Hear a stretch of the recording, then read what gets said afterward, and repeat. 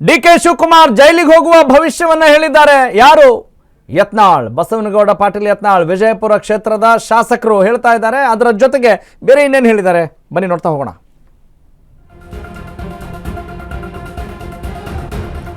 DK Shivakumar ಜೈಲಿಗೆ ಹೋಗೋ ಭವಿಷ್ಯವನ್ನ ನುಡಿದಿದ್ದಾರೆ.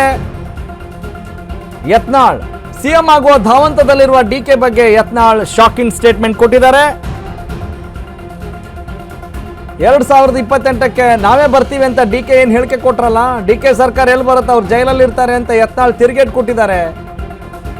ಬೆಂಗಳೂರು ಸೆಂಟ್ರಲ್ ಜೈಲ್ನಲ್ಲಿ ಇರ್ತಾರೋ ಅಥವಾ ತಿಹಾರ್ ಜೈಲ್ನಲ್ಲಿ ಇರ್ತಾರೋ ಗೊತ್ತಿಲ್ಲ, ಒಟ್ನಲ್ಲಿ ಜೈಲಲ್ಲಿ ಇರ್ತಾರೆ ಅಂತ ಇವ್ರದೇ ಆದಂಥ ವರ್ಷೆಯಲ್ಲಿ ಮಾತಾಡ್ತಾ ಇದ್ದಾರೆ. ನಮ್ಮ ಸರ್ಕಾರ ಬಂದರೆ ಕೆಲವರು ತಿಹಾರ್ ಜೈಲಲ್ಲಿ ಇರ್ತಾರೆ, ಇದು ಫಿಕ್ಸ್ ಅಂತ ಮಾತನ್ನು ಹೇಳ್ತಿದ್ದಾರೆ. ಸ್ಫೋಟಕ ಭವಿಷ್ಯವನ್ನು ಹೇಳಿದ್ದಾರೆ, ನುಡಿದಿದ್ದಾರೆ ಬಸವನಗೌಡ ಪಾಟೀಲ್ ಯತ್ನಾಳ್. ಸಿದ್ದರಾಮಯ್ಯ ಡಿಕೆ ಶಿವಕುಮಾರ್ ಈ ಸಿಎಂ ಫೈಟ್ಗೆ ಯತ್ನಾಳ್ ಒಂದು ವ್ಯಂಗ್ಯ ಆಡಿದ್ದಾರೆ. ರಾಜ್ಯದಲ್ಲಿ ಕಳೆದ 6 ತಿಂಗಳಿಂದ ಆಡಳಿತ ಅನ್ನೋದು ಏನಿಲ್ಲ, ಬರೀ ಇವೇ ಚರ್ಚೆ. ಸಿಎಂ ಬದಲಾವಣೆ ಆಗ್ಬೇಕು ಅನ್ನೋದಷ್ಟೇ ಚರ್ಚೆ ಆಗ್ತಾ ಇದೆ. ಆದರೆ ಪರಿವರ್ತನೆ ಆಗಬೇಕು, ಅಭಿವೃದ್ಧಿ ಆಗಬೇಕು ಅನ್ನೋ ನಿಟ್ಟಿನಲ್ಲಿ ಇಲ್ಲ. ಬಿಜೆಪಿ ಆಗಿರ್ಬೋದು ಅಥವಾ JCB ಅಧಿಕಾರಕ್ಕೆ ಬರಬಹುದು. JCBಯ JDS ಈ ಕಳ್ಳರಿಗೆ ಅಧಿಕಾರ ಕೊಟ್ಟರೆ ಜನರಿಗೆ ಲಾಭ, ಈ ಕಳ್ಳರಿಗೆ ಅಧಿಕಾರ ಕೊಟ್ಟರೆ ಜನರಿಗೆ ಏನು ಲಾಭ ಅಂತ ಕೇಳ್ತಾ ಇದ್ದಾರೆ. ಬಿಜೆಪಿ ಆಗಿರ್ಬೋದು ಅಥವಾ JDS JCBನ ನೋಡ್ರಿ, ಅದು 2028ಕ್ಕೆ ನಾವೇ ಬರ್ತೀವಿ ಅಂತ. ಯಾಕಂತೇಳಿ JCB ಅಂತ ಹಾಕಿದ್ರು ತಪ್ಪೇನಿಲ್ಲ ಬಿಡಿ, ಯಾಕಂತ ಹೇಳಿದ್ರೆ JCB ಏನು ಕೆಲಸ ಮಾಡುತ್ತಲ್ಲ ಅದನ್ನೇ ಎಲ್ಲ ಪಕ್ಷಗಳು ಕೆಲಸ ಮಾಡ್ತಾ ಇದ್ದಾವೆ ಅಂಥೇಳಿ ನಮ್ಮ KRSನ ರವಿಕೃಷ್ಣ ರೆಡ್ಡಿ ಅವರು ಬಹಳಷ್ಟು ಸಲ ಹೇಳ್ತಾ ಇರ್ತಾರೆ. ಜನರಿಗೂ ಕೂಡ ಅದು ಅನಿಸಿರೋದು, ಅದರಲ್ಲೇನು ತಪ್ಪಿಲ್ಲ.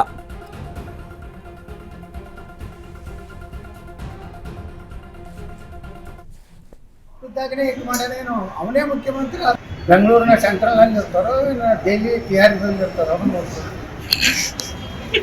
28ಕ್ಕೆ ಕೆಲವು ಮಂದಿ ನಮ್ಮ ಸರ್ಕಾರ ಬಂದ್ರೆ ಬಹಳಷ್ಟು ಜನ TR ಅಥವಾ ಬೆಂಗಳೂರು ಸೆಂಟ್ರಲ್. ನಮ್ಮ ಸರ್ಕಾರ ಅಂದ್ರೆ ಯಾವ್ದು? ನೀವು ಬಿಜೆಪಿ ಹೇಳ್ತಾ ಇದ್ರು, ನಿಮ್ಮ ಹೊಸ ಪಕ್ಷ ಸರ್ಕಾರ? ಅದು ನಮ್ಮ ನೇತೃತ್ವದ ಸರ್ಕಾರ. ಬಿಜೆಪಿ ಆಗಿರ್ಬೋದು, ಎರಡರೊಳಗೆ ಯಾವ್ದಾದ್ರು ಒಂದು ಸರ್ಕಾರ ಸರ್ಕಾರ ಜನರಿಗೆ ಬೇಕಾಗಿತ್ತು, ಪ್ರಾಮಾಣಿಕ ಸರ್ಕಾರ ಬೇಕಾಗಿದೆ.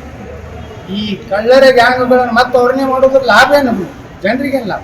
ನಿಮ್ಮ ಸರ್ವೆ ಪ್ರಕಾರ ಬಿಜೆಪಿ ಅಧಿಕಾರಕ್ಕೆ ಬರಲ್ಲ ಅನ್ಸುತ್ತೆ. ನಿಮ್ಮ ಸರ್ವೆ ಪ್ರಕಾರ ಬಿಜೆಪಿ 28ಕ್ಕೆ ಅಧಿಕಾರಕ್ಕೆ ಬರಲ್ವಾ? ನೀವು ಮಾಡಿರೋ ಸರ್ವೆ ಪ್ರಕಾರ?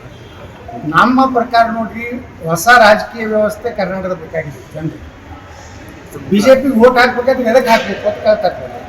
ಅದೇ ವಿಜೇಂದ್ರನ ಮತ್ತೆ ಅಪ್ಪದ್ದಾಗನೇ ಇದು ಮಾಡ್ಯಾನೇನು, ಅವನೇ ಮುಖ್ಯಮಂತ್ರಿ, ಆದರೆ ಅವನೇ ಡೈರೆಕ್ಟ್ ಸೈ ಬಿಡ್ತಾನೆ. ಅವಾಗ ಅಪ್ಪದ್ದಾಗೆ ಸೈ ಹೊಡೆದು ಇಟ್ಟು ರೊಕ್ಕ ಮಾಡ್ಯಾನ, ಇನ್ನು ಡೈರೆಕ್ಟ್ ಸೈ ಹೊಡೆದು ಇಟ್ಟು ಮಾಡ್ತಾನೆ. ಹಿಂಗೆ ಜನ ಪಾಪ ಹಳ್ಳಿ ಒಳಗೆ ಮಾತಾಡ್ತಾರೆ. ನಾಲ್ಲ ಓಕೆ, ಇದು ಬಸವನಗೌಡ ಪಾಟೀಲ್ ಯತ್ನಾಳ್ ಅವರ ಮಾತು. ಅವಾಗ JDS ಅಂತ ಹೇಳಿದೆ, JDS ಅಲ್ಲ JCB, ಇವರದ್ದೇ ಹೊಸ ಪಕ್ಷ, ಅದು ಕೂಡ ಬಂದರೆ ಬರಬಹುದು ಅನ್ನೋ ಮಾತನ್ನು ಅವ್ರು ಹೇಳಿದ್ದಾರೆ. ಓಕೆ, ಈಗ ಮುಂದಿನ ಸುದ್ದಿ ನೋಡೋಣ.